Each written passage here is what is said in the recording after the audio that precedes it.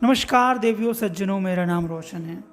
रोशनवाणी कार्यक्रम में मैं रोशन मन की बात कहने आया हूँ। मित्रों, महल, आशाएं, खुशियाँ और दुख, ये सब एक ही पात्र के हिस्से हैं। क्योंकि महलों की खुशियाँ जब फीकी पड़ जाती है, जब एक दीवार के नीचे, एक छत के नीचे जब 4 कमरे बन जाते हैं, उन 4 कमरों में 4 अलग अलग दुनिया बस जाती है। ख्यालात कुछ नहीं रहते हैं, केवल स्वार्थवाद रहता है। इन्हीं स्वार्थवाद के कारण लोग झुंड में तो दिखाई देते हैं मगर संगठित नहीं रहते। मन मुटाव सदा कायम रहता है और खुशियों का कहीं ठिकाना नहीं रहता। खुशियाँ उस किनारे जाती भी नहीं है, अक्सर वो दर किनारे ही रहती है। लक्ष्मी दूर होकर कुलक्ष्मी या महालक्ष्मी चले जाती है, अलक्ष्मी चली जाती है। सच्चाई तो यह है कि संतोष ही जीवन को रोशन करता है और इस संतोष को पाने के लिए इंसान शुरू में खूब कृत्य करता है।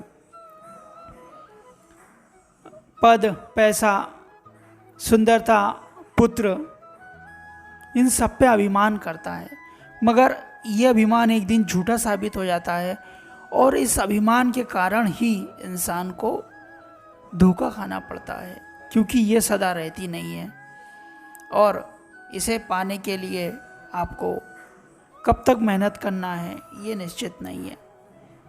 सत्य बात तो यह है कि संतोष कब आता है, जब जीवन में सब कुछ खोने के बाद भी सब कुछ पाने की लालसा बाकी हो और उतनी हिम्मत भी बची रहे कि फिर से पा लेंगे।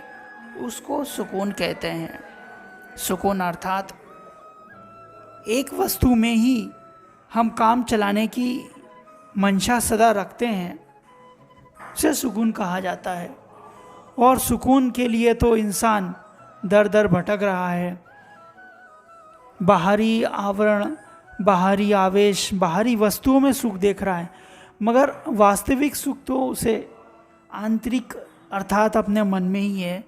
क्योंकि जब उसे समझ में आ जाएगा कि दुनिया भौतिक वस्तुओं से कभी सुख प्राप्त हो ही नहीं सकता, आध्यात्म सुख ही चरम सुख है। और आध्यात्म सुख के लिए इंसान को कभी भी हिमालय जाने की ज़रूरत नहीं होती है। कलयुग में अगर इंसान नाम भी जपे तो उसे मोक्ष मिल जाएगा।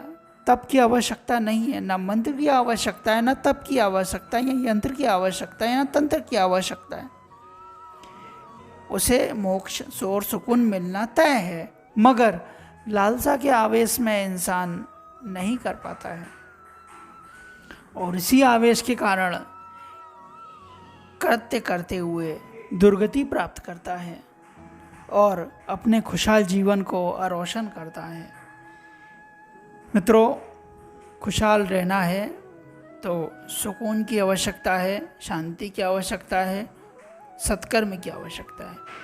खुशहाल रहें। अगर आप लेखक हैं तो हमसे जुड़ें, हमारी सोशल मीडिया पर मैसेज करें, हम आपके लिए काम करेंगे, आपकी रचनाओं को जन संचार में पहुंचाएंगे। खुशहाल रहें, स्वस्थ रहें, आबाद रहें। जय हिंद, जय भारत दोस्तों। राम राम। और अपनी बात सदा कहते रहें, क्योंकि कहने से ही बात बनती है। राम राम।